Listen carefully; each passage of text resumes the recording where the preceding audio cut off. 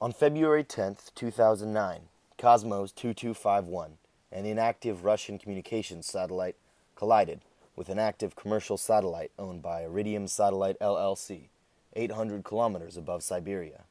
The resulting cloud of debris created by the collision contains around 2,000 pieces of large debris and thousands more untraceable smaller pieces. That debris will remain in orbit for over 60 years, posing risk to future satellites in orbit around the Earth. It may collide with other satellites or debris, further increasing the problem.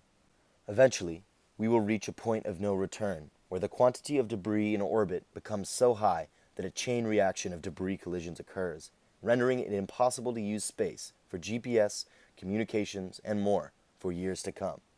With this in mind, our sponsors in the Office of Space and Advanced Technology tasked us with creating new tracking technology to help characterize debris in orbit and reduce collisions.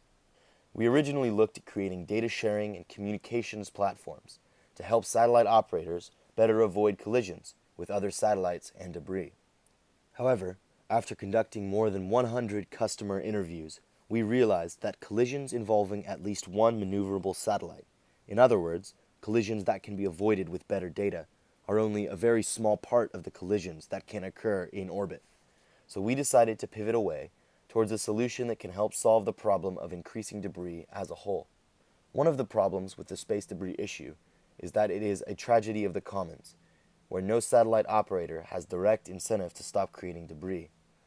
To solve this, we've created a three-part formula to quantify the effect that a single satellite or launch vehicle has on the debris environment.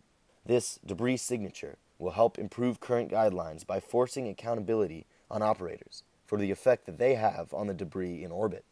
It will help reframe the problem to escape a tragedy of the commons and preserve our use of space for years to come.